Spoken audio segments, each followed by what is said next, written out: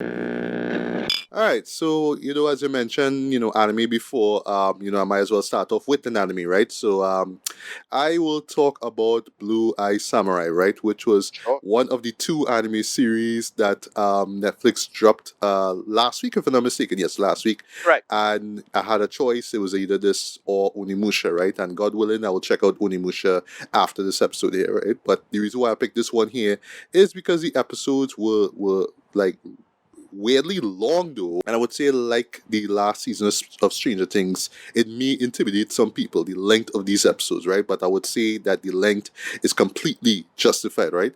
So Okay. what this show is about, right? So it's centered on the character of Mizu, right? Later on we'll find out who this character is, but it's well, earlier So on in the the season, it's pretty much only we don't really know yeah. who the character's name is. Sorry, it's just later on that we find out So the type. the only thing is that is it William? What the character's name? Yeah. No. Actually, well, Okay. the name is Mizu. The name is Mizu, right? Right. So when we're introduced to this character, and I'll explain why keep saying character, right? We just see this Ronin, right? But basically, this person has blue eyes, right? And this character is of mixed race, right? So Right. the instance when people see him, right? Well, they assume that it is a man, right? But they don't waste any time into revealing that actually Mizu is a woman, right? Right. And you learn later on exactly why, right? Because it goes far deeper than, your mixed race and your blue eyes and whatnot, right? Because I should say this is set during the Edo period, right? Right. So at that time, as they established in the early title cards and whatnot, right? Yeah, they pretty much closed off their borders from Right. the rest of the world, right? So Okay. yeah, I, so I so thought any so any so I, what? no, I was saying when I think of Blue Eye Samurai, I just think of William from the he's most in modern terms he's most popular from the Neo franchise. Oh, Uh, okay. a guy from in the Neo games he was in from Ireland, but his real life historical counterpart is actually from England. All right. And yeah, he was known as the Blue Eyed Samurai. Now. So that's why I thought it was Oh, the story okay. was about, but I didn't watch it. All right. Right, but Well. All you're right. Well, correct. this is purely fictional, right? But I assume they're Right, probably pulling from certain historical events, right? As right, most Jedi geeky, that's the genre right, that samurai fiction falls into, right? They usually do that, right? So yeah. So we learn, early on that yes, it is a woman, it's a female swordsman, and you learn later on exactly why she poses as a man, right? Her mother was sexually assaulted. Well, it's hinted, right? But it's pretty much that, right? By three white men, right? Well, sorry, by a white man, but is one of like 3 to 4 guys, right? There's a reason why I'm saying 3 to 4 guys because basically what happens is that now Mizu is now grown up now and now knowing the ways of the samurai now is on a path of revenge, right? And she will not stop until those 3 guys, as it starts off, are pretty much wiped out, right? But you learn later on that there was somebody else that she encountered before, but that was in the past, and it's just sort of mentioned, right? So yeah, she's going on her path of revenge. She runs into this disabled, burly man by the name of I'll almost say Ronan, by the name of Ringo, who is voiced by Masi Oka, a name that I haven't heard about in ages though. yeah, If you're a familiar with while, yeah, Heroes, yeah, that's yeah, him, right? Hero, right? That's him, yeah, right? It's been a hot minute there, boy. a hot Been minute, a hot yes, minute though. yeah, I like idea. Hey, any voice like why this voice sounds so familiar? Then I saw the end right, credits. It's him, right? yeah, And nice, Oh wow. yeah, and he was a cook basically. But as these shows go, yeah, there's this chance encounter, and it's sort of centered around this bloody fight, and him being impressed by Mizu's skill. Now it's like, you know what, I want to be your apprentice. So he kind of follows her on this path, right? And of course, throughout the show, he does not know that she's a well. He's a man, right? Sorry, he's a woman, right? Sorry about that, right? right, right, Along the way, we are introduced to the character of Taigen, who is this swordsman. He was born, I think his dad was a fisherman or something like that, right? And somehow he got the opportunity to marry, or I should say, he's on the way of getting married to Princess Akemi, right? So she is the daughter of this lord, this rich lord, right? And he's like, he's a samurai. He's really well, sorry, he's a swordsman. He's cool, so we're gonna do that, right? But through some circumstances, Taigen gets separated and he kind of gets roped into Mizu's adventures, so to speak, right? And right, she ends up getting, trying to find him now. and that, well, I should say behind the scenes now, her dad sets her up with this, well, the actual shogun's son, or I should say his Right. second son, right? And that leads to this whole subplot, involving Akemi and just her place as a woman in this, I have to say it, patriarchal society, right? And you see Right. how that affects her, throughout her journey, right? We're also introduced to Seki, who is the tutor of Akemi, who is voiced by George Takei of all people. Like, hey, you Okay, in man. this too? Cool, man. Nice. Yeah, yeah. Yeah. Well, So basically they nice. get some big name Asian actors to show up on Right. this, right? Nice. But the main body in all of this though is Abijah. Abijah, I think that's how you pronounce it. Abijah Fowler, who is voiced by none other than Kenneth Branagh of all people. And Nice one. yeah, so he wants to take down the Shogun for reasons. Assisting him is this guy by the name of Haiji Shindo, who is voiced by Randall Park of all people. And I thought that Randall Park did a Nice great one. Yeah. voice, a great job voice wise though. Like he just Yeah. sounds Good people in so, this, man. yeah, yeah, yeah, Yeah. yeah. I mean, like just as a sneaky villain, he was great, right? Yeah. Yeah, so basically their plan is just to take down the Shogun and just basically run things, right? And now you have Mizu now, who pretty much wants to get at Fowler because, yeah, Fowler, surprise, surprise, is one of the three guys that she's looking for, right? And yeah, we just have this bloody, gory, beautiful, well made, well told, excellently executed. And just to jump into the review here one time, just to give just to give a general thought on the show. Yeah, I love this. I love Nice one. everything about this show. It is so great that I would not I could actually see this right now being like number one though. Like as far as best Nice. TV Wow. shows I have seen this year, boy. Right? So that's just to kick things off though.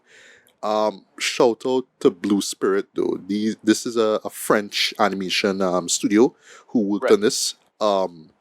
They knocked it out the park with this show, but this is hands down one of the most gorgeous looking animated shows like I've ever seen. Like in a long while though. Like just the care and attention to detail and just the characters and the backgrounds, everything just looks so well done though. Just so just so fluid, right?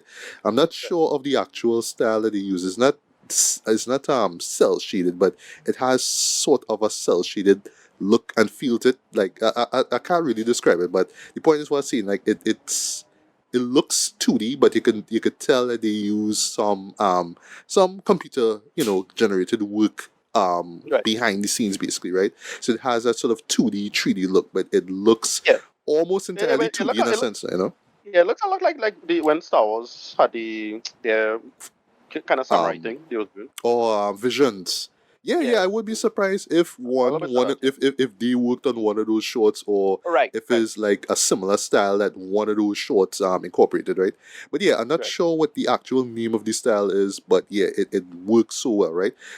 Also, they just the again, just going back to attention to detail, just how they visualize and just emphasize on Japanese culture though. This is so rich in detail as far as just Japanese culture goes, right?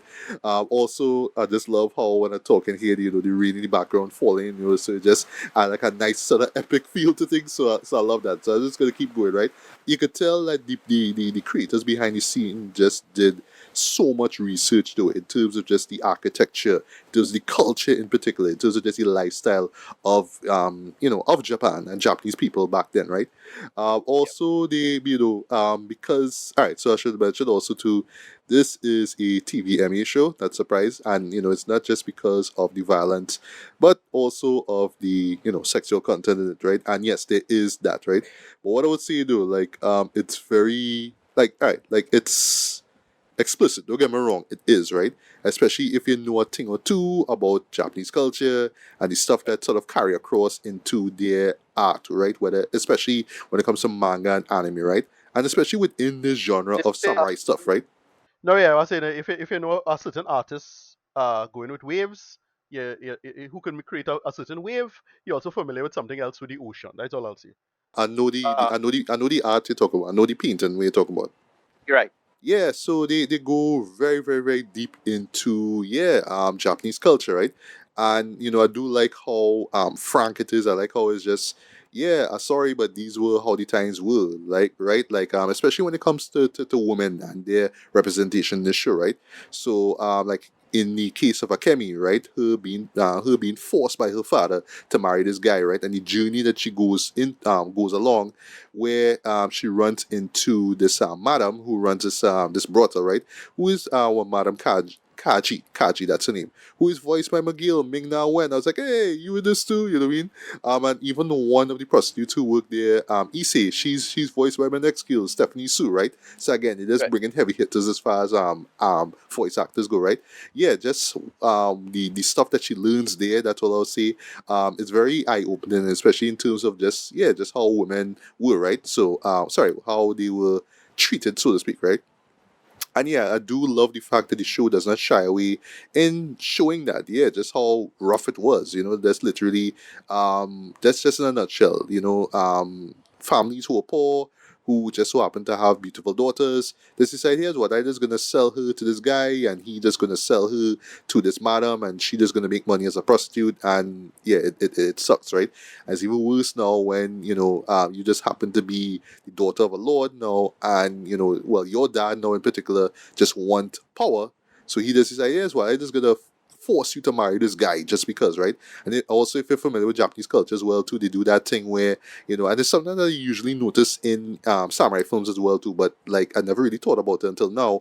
Yeah, the blackening of their teeth, right? Especially to emphasize that Right. they're married, right? They do that as well. They again, they just highlight all those stuff, right? They do that so well with Akemi, right? When it comes to Mizu now, it's not just about her being teased and people calling her a demon and a monster, because of her blue eyes and because she's of mixed race and because she is just deadly with her sword, right? Just deadly as a fight in general. But just her and just it's just her having to hide her womanhood from the world, you know what I mean? And there's actually like a great and very heartbreaking subplot involving her and her mom, and her actually having sort of like or I should say, what started off as a great life with this guy, right? Just married with him, right? And then you see how that plays off from there, right? So there's a lot of just great, just heart wrenching drama in this show, right? Just mixed in with the visuals and the gory violence, right? So just to touch on the violence itself and the goriness itself. Yes, it is bloody. It is over the top as well, but it's very, very stylized, right? In a very gorgeous kind of way. That's all I'll say, right? Um, Visually though, this just looks amazing, right? I already mentioned like architecture and stuff like that, right? But like when it comes to like the fight sequences themselves, right? Well, I mean everything in general, but especially fight sequences though. You could tell that it's like just this love letter to just samurai cinema, just samurai fiction, Right. just the idea of two people just fighting, right? Like like case in point, like like when it comes to like samurai films, you always kind of envision, oh, there's a sunset and there's a beach and two characters fighting. They do that. It looks so glorious, right? And especially like the choreography. That's how the movements work, right? With the fight movements and all that, totally work as well, right? Again, just a lot of care put into this show, right? The voice acting, stellar from everybody. Whether it's Maya Erskine, right? A name that I know I saw before.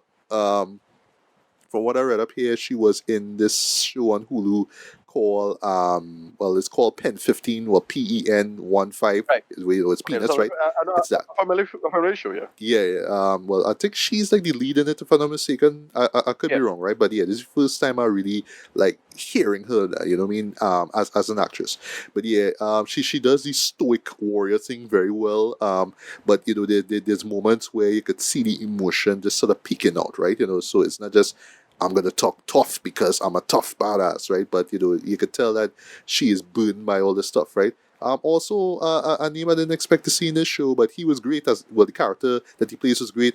Kari Hiroyuki Tagawa, i.e., Yeah. Shang Wow. Tsung. He in this, Good and people in I this movie. will not lie though, like just the character he plays, and just the like, he's a great voice actor though. Like Yeah. what? You know what I mean? Because Um, it was a big controversy. He was not in the last Mortal Kombat. No. All right, right, Not right. playing the Playing yeah Shank song, right?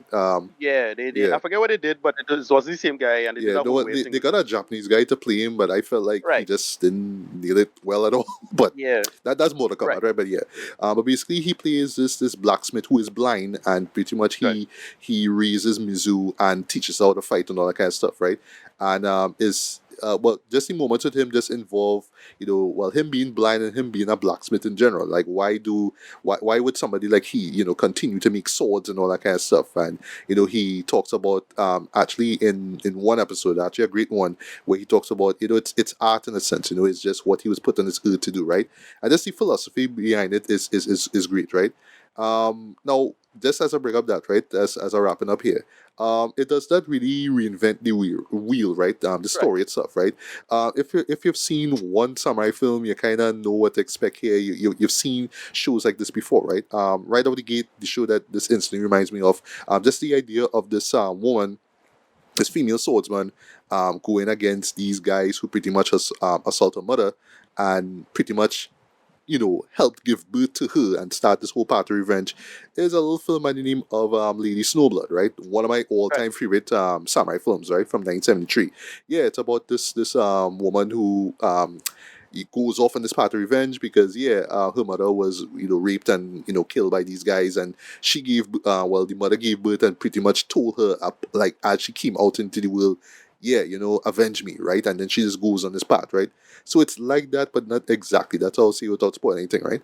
Um, Also, it just borrows from great samurai films from the 60s and 50s, but you could Right. tell it leans a lot more into the 70s stuff, right? And that's where the whole gory, the blood, the sex stuff comes into play, right?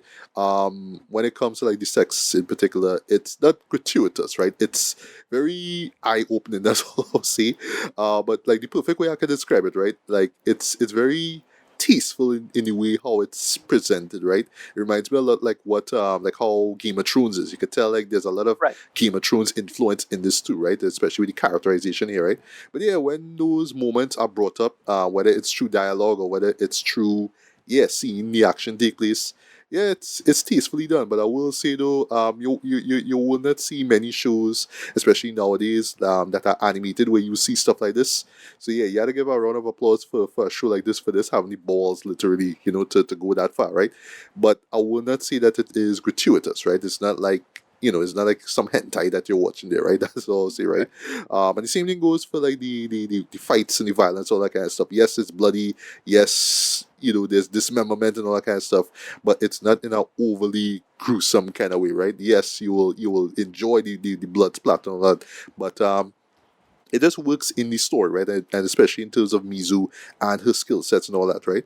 Um, there's just a few more things. Fowler is a great villain. I'll give him that though. He is just so crass and unlikable as well. But there's a kind of a working logic into why he does what he does, right? And why he is so, why he's just so partner, you know what I mean? There's a reason why he is like that. And yes, it relates to, again, Japan shutting their doors to the outside world and all that kind of stuff, right? So it doesn't go too deep, right? But yeah, he is a villain that you will love to hate. And yeah, his comeuppance is absolutely worth, right? Which leads to, well, the finale itself, right? Where it stops off, I really did enjoy. And it, and it basically it's pretty much just it ends on a cliffhanger basically, right, in terms of what's going to happen next. So yes, we're going to get a season 2. I do hope that Netflix greenlights this, because yeah, we need to see more of the show. You can't just stop it at this point and say like, yeah, that does it, right? Nah, we have to go further and see where Mizu's story continues, right? Now, a couple more things and then I'll wrap up here, right? Now, as I mentioned, the whole historical aspects of it too, right? I'm not sure what exactly is true in this. Well, there is one particular moment in the final episode that I'm reading up here actually did happen. So I guess Right. if you know a lot about Japanese history, especially in that Edo period, I guess you'll be like, yeah, I know this, right? It's very reminiscent of, Rurouni Kenshin, right? Where it's a fictional Right. story, but it's based around real events that took place and real characters and all that, right? But from what I could tell, a majority of characters and moments are fictional, right? Which is fine, right? And last but not least, music done by Ami Dirty, right? Dorothy, sorry, right? This is the first time I'm hearing about her. Yeah, the music is great though. It incorporates, yes, a lot of Japanese instruments in it as well. Um, like you will hear the shamisen, of course you have to hear that because you know the genre, right? But it also incorporates some orchestral music as well, and it totally works. They even incorporate some classic, songs used in Japanese films. So case in point, I forget the name of the song right now. I think it's called Battles Without Honor or Humanity, which I know is the title of a great Yakuza film. But I believe that's the name of the song. Well, that's the song that they use in Kill Bill, especially Right. in right, that song, right? You also use it in Transformers. They even use it in the Super Mario Brothers movie, right? They use it there. It's Really? that song. Yeah, they use it there. Okay. Yeah. That's in the beginning. That's in the opening sequence with Bowser. Right. Right. Right, with the opening battle, they used that song, and it was supposed to be funny, but it kind of wasn't. But anyway, Good. so yeah, so they incorporate some songs that I imagine if you're familiar with Japanese cinema, like yeah, I know this from this show or that show or whatever, right? So they do that very well, and yeah, as a whole, it just comes together in this near perfect package though. I say near perfect though because while I could praise the show to high heaven, I feel like if I think about certain moments, I'll be like, all right, maybe they could explain this a little bit better, or maybe they could have shown this. So just minor nitpicks, right? But I can let those things slide, right? It's not like the creators didn't think about that because you could tell that they put a lot of it's very conscientious. You could tell that they put a lot of effort into the story and how it's told and whatnot, right? But I could imagine, like, if I just think about certain moments, or if I see it again, I might be like, they could expand on this a little bit, this and that and all that kind of stuff, right? And last thing, and then I'm gonna shut up though. I also really have to praise just the characterization in this though. I love how complex these characters are, especially when it comes to their decision making, right? So don't go into this expecting this thing to be, just one note kind of generic. Yeah, this is gonna play out this way because of the genre. No, no, no. Characters in this are very complex, so they're gonna make decisions that you may or may not accept, but you have to understand given the world that is, presented here in the show, right? But yeah, I think I talked long enough about this. I absolutely love this show. I can't recommend this enough.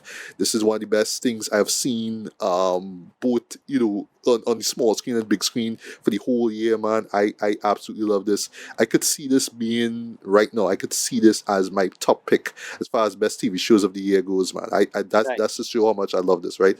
And that's just thanks in part to just the effort, to just how much effort is put into this, the ambition in this as well, right? You could tell that every frame was done with love. You could tell that like every line of dialogue was just thought of very carefully. The line delivery, all that stuff, just so much effort put into this story, right? And again, just shout out to Blue Spirit too and just their studio for just putting out this masterwork of animation, man, right? So yeah, I Right. talk enough. So rating wise, I'm gonna give this a strong 4.5 out of 5, man. This is one of the best things I've seen all year. I feel like if I think about it even more, I might give this a full 5 out of 5, man. It's that great, Right. right? Wow. So I talk enough. Y'all need to see this. So of course y'all can expect this to I be will in take my this top scene three, at man, some for sure. point. Now I would say just to wrap things up, you have to. If there's one show that you have to see by No, what year's you're end, it telling me has on to be the this way. soundtrack, because you know how I feel about soundtracks, and so Uh, I'm immediately drawn to the idea of the soundtrack. But I had it queued up, and I just didn't get around to actually sitting down to Blue Eye Samurai. So I think maybe sometime in the week or thereabouts to come, in between the other things happening at the office, I will sit down to it. It sounds like something I actually might want to watch. Yeah.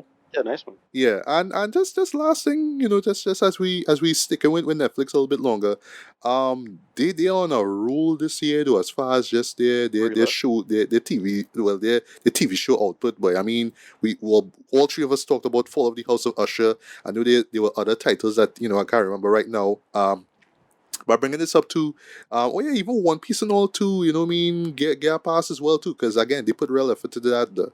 But I'm just bringing this up here now because the stuff that they have lined up going forward, like just like literally a couple days ago before us, at the time of us recording this, about the trailer for Yu Yu Hakusho. I'm like, all right, Well, the big and the okay, big hype is Avatar. you're right, yes, and Yeah. Avatar, the last year better too. I like, yeah, Netflix is knocking it out the park, It, boy. What? So It looks like they're really actually putting some.